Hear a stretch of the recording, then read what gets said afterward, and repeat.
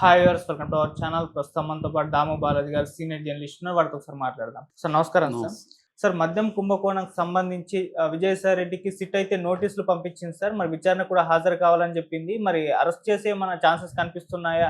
And ఇంకోటి ఏంటంటే sir, Vijayasai రెడ్డిని యూజ్ చేసుకుని కూటమి గవర్నమెంట్ జగన్మోహన్ రెడ్డి గారు నిరికించే ప్రయత్నం చేస్తుందన్న అనుమానాలు కూడా వీళ్ళు ఎక్స్ప్రెస్ అయితే చేస్తున్నారు. అండ్ దీనికి సంబంధించి నిన్న రాజ్ కసిరెడ్డి అనే వ్యక్తి ఇంట్లో కూడా సోదాలు నిర్వహించారని కూడా చెప్తున్నారు. మరి ఇది ఎటువైపు వెళ్తుంది? మరి దీనికి సంబంధించి మీరేం చెప్తారు?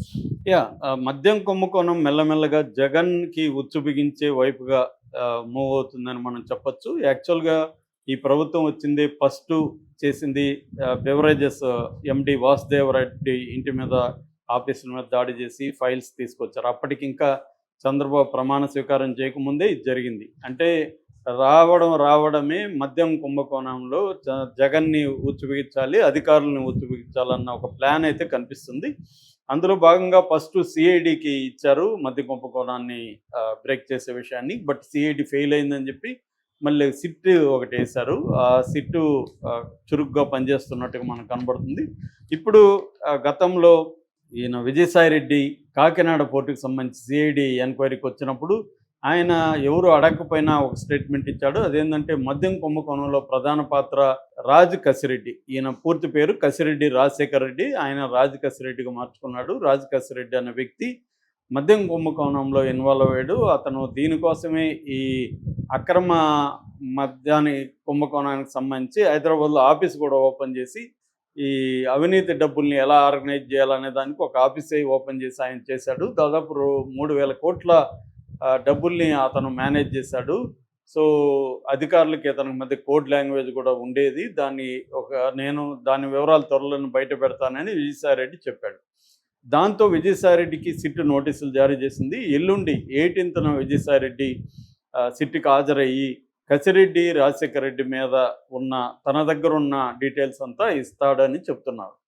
ఈ నేపథ్యంలో నిన్నంతా కూడా హైదరాబాద్లో ఈ రాజ్ కసిరెడ్డికి సంబంధించిన 2 ప్లేసెస్లో జూబ్లీ హిల్స్ అండ్ మంచిరేవుల, ఈ 2 ప్లేసుల్లో కూడా ఇండ్ల మీద, ఆఫీసుల మీద దాడులు జరిగాయనేది చెప్తున్నారు. దాదాపు 50 మంది ఆంధ్ర పోలీసులు వచ్చి ఇక్కడ తెలంగాణ పోలీసుల సహకారంతో ఈయనకి సంబంధించిన ఈ 2 ప్లేసులు మంచిరేవుల అండ్ జూబ్లీ హిల్స్, అది కాకుండా వీళ్ళ బంధువుల ఇండ్ల మీద కూడా, బంధువులు, అత్తమామలు, మరదలు, తోడల్లుడు, కూతురు, వీళ్ళ ఇండ్ల మీద కూడా దాడులు చేశారని చెప్తున్నారు. ప్రధానంగా ఏంటంటే రాజ్ కసిరెడ్డి ఒక వ్యవస్థను ఏర్పాటు చేసుకొని ఏ బ్రాండ్ అక్కడ అమ్మాలనేది డిసైడ్ చేస్తాడు. ప్రతి బ్రాండ్కి ఆయనకి ప్రతి కేసు మీద డబ్బులు వచ్చేస్తాయి. అలాగా ఈచ్ కేసు ఎన్ని కేసులు అమ్మారు, ఎంత డబ్బులు వస్తుంది అనేది ఈ కలెక్షన్ కోసం ఒక ఆఫీస్ పెట్టాడు.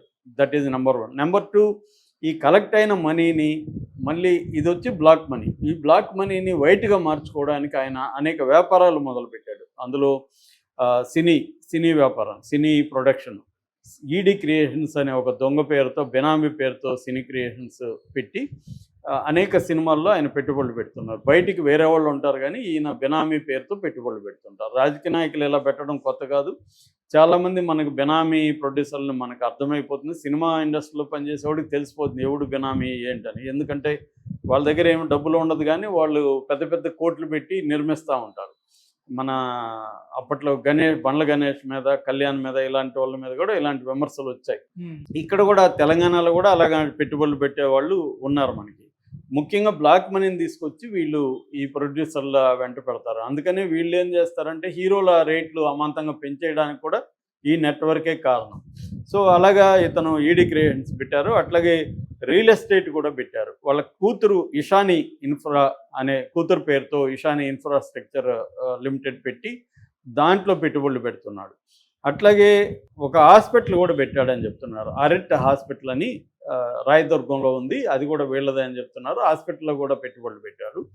సో అట్లాగే కొన్ని పవర్ ప్లాంట్స్లో కూడా ఈయన పెట్టుబడులు పెట్టాడు. సో ఈయన cinema, real estate, hospitals, power plants వీటిలో పెట్టుబడులు పెట్టారని, దానికి సంబంధించి కూడా ఆఫీసుల మీద, ఈడీ క్రియేషన్స్ మీద, ఇసానీ ఇన్ఫ్రా మీద, తర్వాత వీళ్ళ అత్తమామ పైరెడ్డి సుజాత రెడ్డి, పైరెడ్డి శర్వారెడ్డి, వీళ్ళిద్దరి ఇండ్ల మీద దాడులు చేశారు. అట్లాగే తోడల్లుడు మార్పిడి అవినాష్ రెడ్డి మీద ఫైనాన్షియల్ డిస్ట్రిక్ట్లో ఏక్తా ప్రైమ్ విల్లా లో ఉంటుంది వీళ్ళది, అక్కడ కూడా దాడులు చేశారని చెప్తున్నారు. అట్లాగే వీళ్ళ సమీప బంధువు ఆ, మేఘారెడ్డి చిత్రపురి కాలనీలో వాళ్ళ ఆఫీసుల మీద దాడి చేశారని, ఆమె కూడా లిక్కర్ కుంభకోణంలో ఉందని, అట్లాగే వీళ్ళ భార్య దివ్యారెడ్డి సంబంధించి కూడా వీళ్ళు విచారణ జరిపారనేది చెప్తున్నారు. అంటే కంప్లీట్గా నిన్నంతా కూడా రాజు కసిరెడ్డికి సంబంధించి ఆ, మొత్తం డాక్యుమెంట్స్ ఏమేమి ఉన్నాయి, ఎలా జరిగింది, మొత్తం ఫిజికల్ ఎవిడెన్స్ని కలెక్ట్ చేయడం, రెండోది డాక్యుమెంటల్ ఎవిడెన్స్ని కలెక్ట్ చేయడం, మూడవది కొంతమందిని విచారించడం, ఈ పనిలోకి సిట్టు ఉంది. ఈ నేపథ్యంలో ఎల్లుండి విజయసాయిరెడ్డి వెళ్ళి రాజకేశ్వరరెడ్డికి సంబంధించి కంప్లీట్ ఇస్తున్నాడు. రాజకేశ్వరరెడ్డి ఎవరంటే గతంలో వైసీపీ ప్రభుత్వం ఉన్నప్పుడు ఐటీ సలహాదారుగా ఉండి ఈ మద్యం కుంభకోణంలో ప్రధాన పాత్ర వహించాడు. ఇదంతా కూడా ఫైనల్గా జగన్ దగ్గరికి వెళ్తుంది కాబట్టి రాజకేశ్వరరెడ్డిని మనం ఖచ్చితంగా కరెక్ట్గా బ్రేక్ చేస్తే ఇది జగన్ దగ్గరికి వెళ్ళిపోతుంది, జగన్ని ఇరికించవచ్చు. నెక్స్ట్ ఎప్పుడైతే ఈ గ్రౌండ్ వర్క్ అంతా చేసుకుంటే ఈడీ ఎంటర్ అవుతుంది. ఈడీ ఎంటర్ అయితే ఇంకా పిఎంఎల్ఏ చట్టం వస్తుంది. PMLA prevent of money laundering act, prevent of money laundering act కానీ ఎంటర్ అయితే ఈజీగా బెయిల్ రాదు. మనకు తెలుసు ఆల్రెడీ కవిత, కల్వకుంట్ల కవిత 5-6 నెలలు జైల్లో ఉన్నింది. దానికి సంబంధించి చాలామంది ఢిల్లీ ఆప్ నాయకులు చాలామంది కూడా 1 year 1.5 year పాటు కూడా జైల్లో ఉన్నారు. బెయిల్ రావడం అది అంత ఈజీ కాదు, నేను చాలాసార్లు చెప్పాను. సో అందువల్ల ఇప్పుడు చంద్రబాబు ప్లాన్ కూడా ఏంటంటే మామూలుగా వీళ్ళు పెట్టి కేసులు ఇరికిస్తే సుప్రీంకోర్టుకి వెళ్ళి జగన్ కూడా సిద్ధార్థ లోత్రాన్ని ఎలా మనమైతే పెట్టుకున్నామో అలాగే జగన్ కూడా పెద్ద స్థాయిలో వాళ్ళని పెట్టుకొని బెయిల్ తెచ్చుకుంటాడు. కాబట్టి ఇది పిఎంఎల్ఏ చట్టం పెట్టించాలి జగన్ మీద అని ఒక ప్లాన్డ్గా చంద్రబాబు ప్రభుత్వం వెళ్తున్నట్టు కనబడుతుంది. దీనికి విజయసాయిరెడ్డి దోహదపడుతున్నట్టుగా కనబడుతుంది. అంటే విజయసాయిరెడ్డి బీజేపీలో చేరబోతున్నాడని వార్తలు వస్తున్నాయి. ఆయన జూన్లో జరగబోయే రాజ్యసభ ఎన్నికలకు సంబంధించి మళ్ళీ ఆయనకే సీట్ వస్తుందని చెబుతున్నారు. ఈ నేపథ్యంలో ఆయన కూటమి ప్రభుత్వానికి అనుకూలంగా జగన్కి వ్యతిరేకంగా అనేక కేసుల్లో ఆయన ఉపయోగపడబోతున్నాడు, ఆయన సేవలను ఉపయోగించుకుంటాము అనేది చెబుతున్నారు. ఇది జగన్కి చుట్టుకుంటుంది మద్యం కుంభకోణం.